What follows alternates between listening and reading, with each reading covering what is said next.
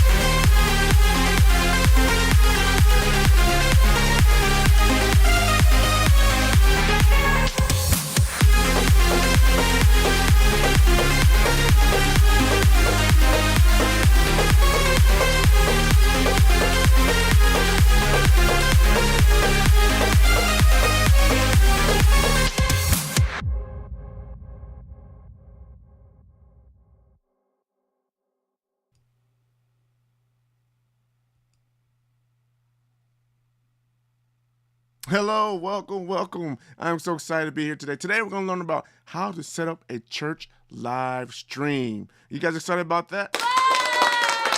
All right, it's going to be really quick, guys. It's really just 5 steps to success on how to set up a church live stream. I'm going to walk you through it. And at the end, if you have any questions, you feel free to leave them in the comments and I'll get back to you. All right, so here we go. Really quick, guys. How do we set up a church live stream? So, first thing we got to do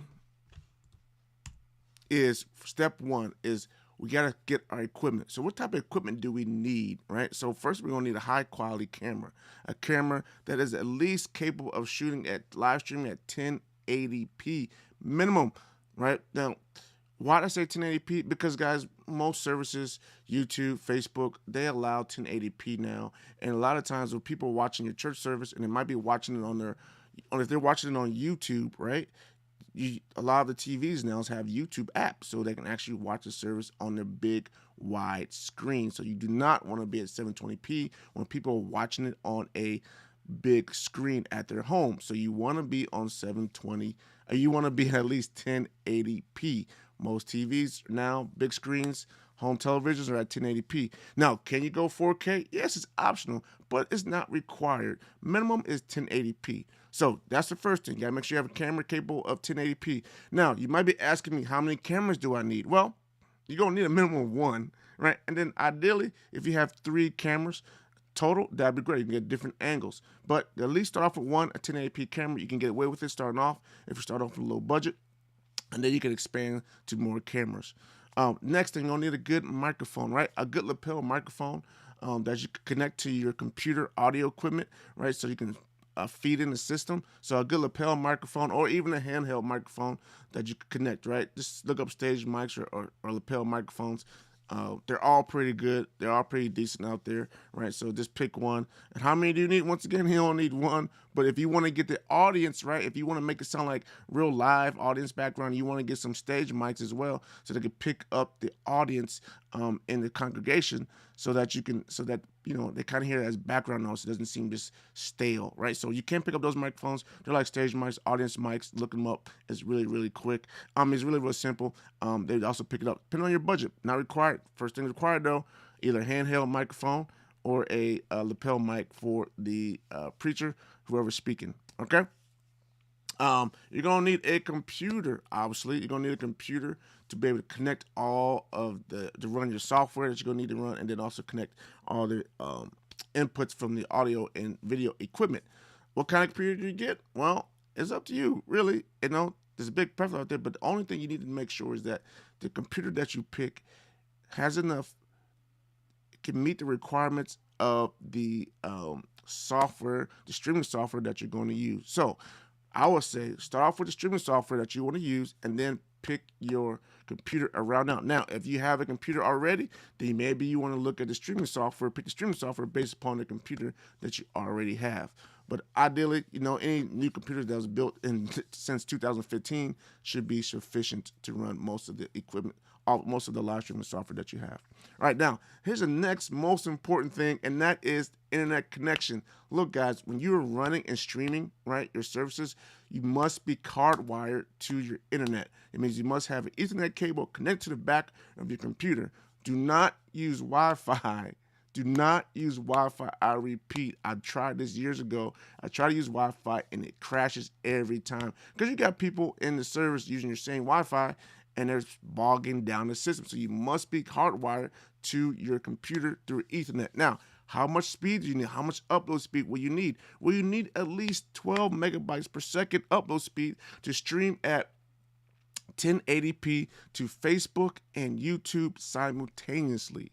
If you have that upload speed on the internet, you're great. If you do not have it, then you might want to look at upgrading internet speed so you can at least simultaneously at 1080p stream to YouTube and Facebook. All right. Now, next thing you need lighting. Guys, look, I've seen it and it's happened to me. I've seen you have bad lighting. The picture that looks bad. And it's hard for people to see, right? The two biggest things that can hurt people from attending your live stream online is one, sound, audio, and two, visually, the appearance of how well you lit up the studio, how well you lighten up your presenter, right? So if it's bad lighting and it's always looking dark, no one wants to look at darkness all the time. So they're probably going to just move on or not watch it, right? So make sure that your preacher, whoever's speaking, presenting, is well lit. So best way to do that, right? If you already have a church with stage, just make sure you have some good stage lights that light up all the stage, not just in front of the pulpit, not in front of just the stand where your preacher's going to be speaking from, but the entire stage, every nick and corner should be able to be well lit.